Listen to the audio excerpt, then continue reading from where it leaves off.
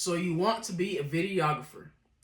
Well, here's how. I am a videographer. I have been doing videos for the last year and a half now, give or take a couple of months, and I love it. I absolutely do love it. I get to meet a lot of different people. I get to execute a lot of creative ideas, and I get to really tap into my creativeness, and it makes me feel great when I do it. And I'm vibrating really high. My energy is really involved, and it's a great time. It's a great time. So I know there are some people out there that are wanting to get into the videography scene and want to be able to record people who dance. It's mostly what I do.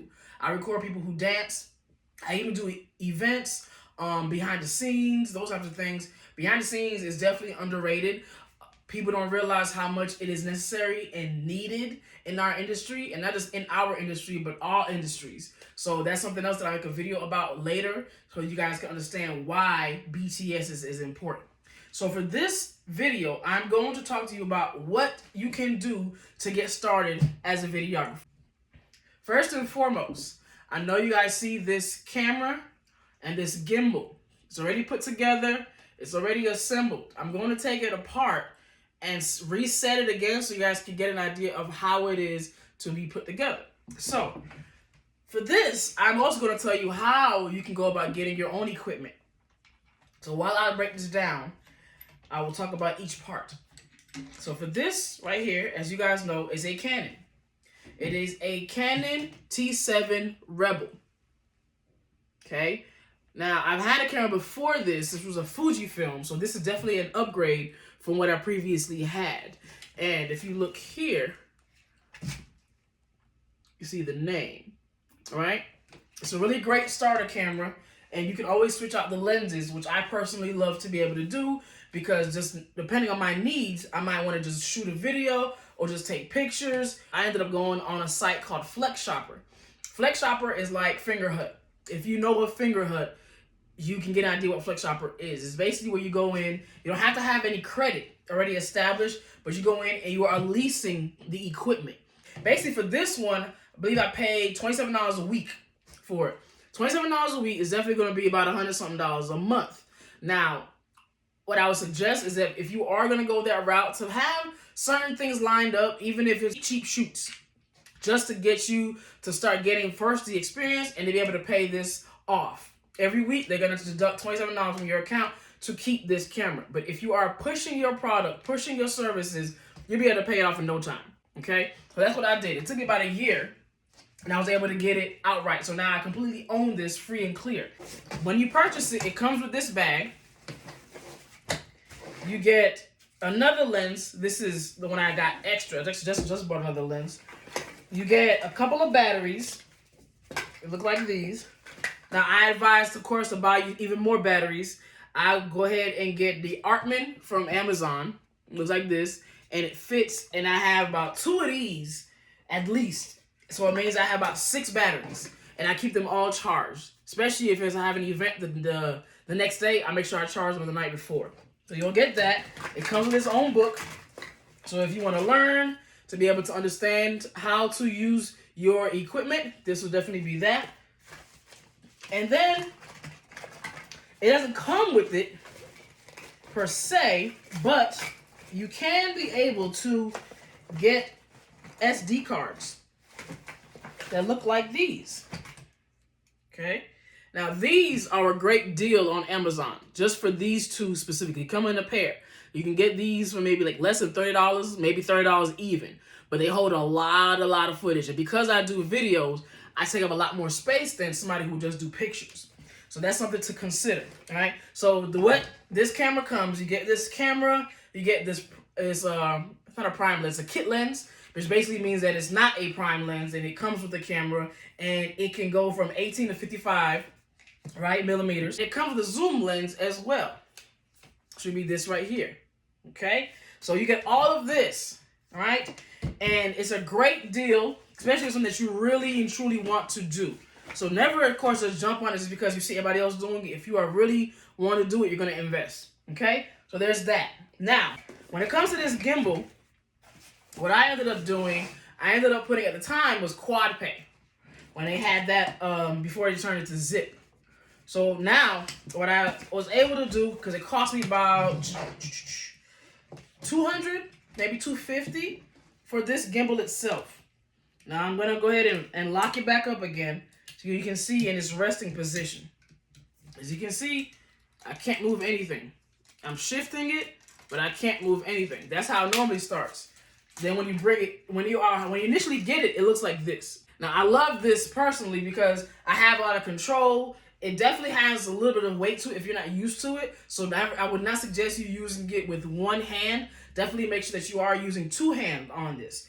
So now, if you want to be able to, of course, use your gimbal, and I might make a more in-depth video on this, but I just want you guys to get the idea of how it works. So you got these two separate parts. They go here. They connect here. So you'll screw this in, and if you need to rest it, which I always do to set these up, I always spread the prongs. Then here it is, right here, right? Now, if you look carefully, you'll see these silver knobs right here. All right? And if you look even closer, you'll see that it has a lock and an unlock option. Definitely, if you're not using it, keep it locked. If you are using it, planning on using it, that's when you can go ahead and unlock everything. Now, this one only has 3 to unlock.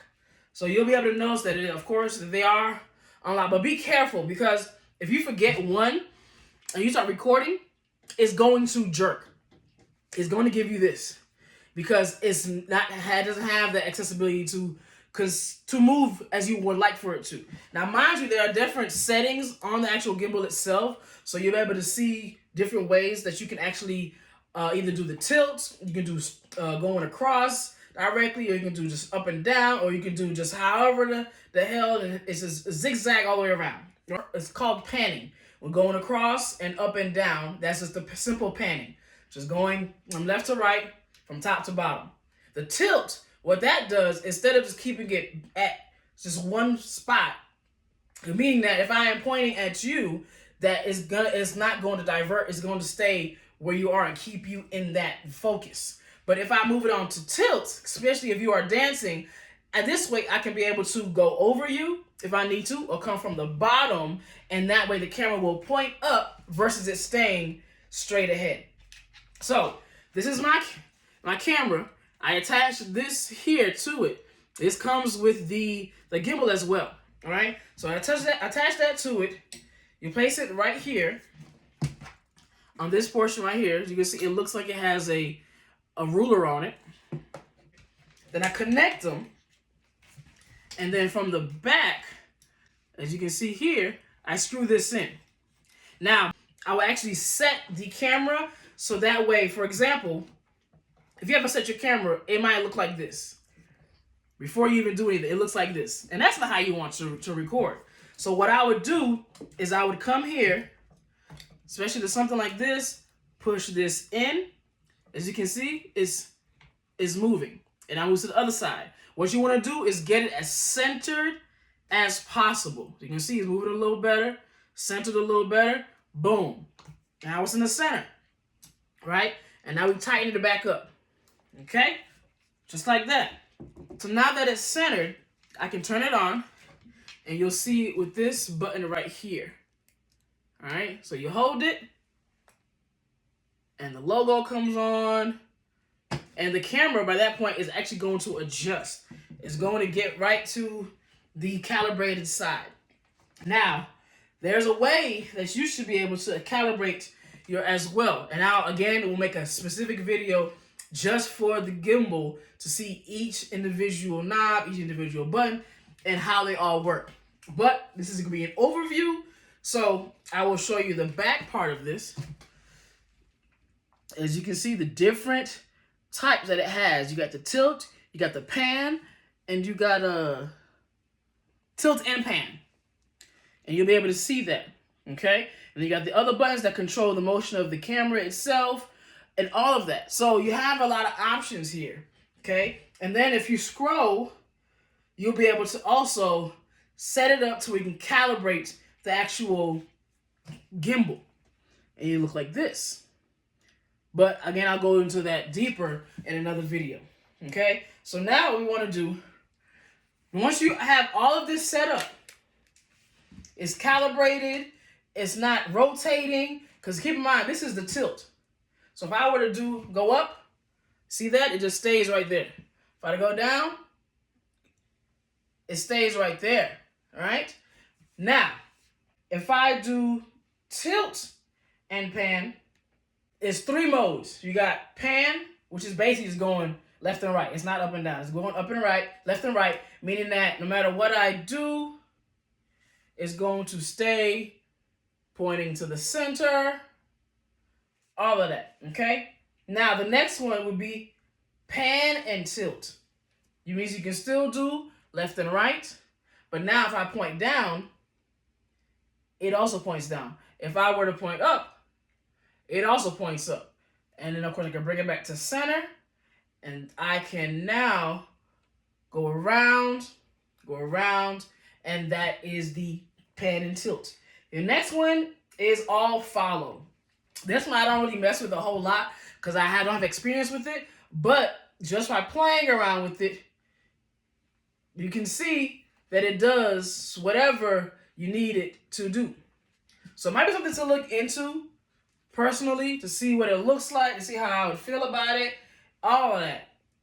But I like control. Right now, I like steady visuals. I like it to make sense. Now, if I'm doing a music video, then I'll get my different type of gimbal, which will be a stabilizer. And I'll make a video for that too. Keep in mind, all of these will have links at the bottom so that you can see how you can purchase them yourself.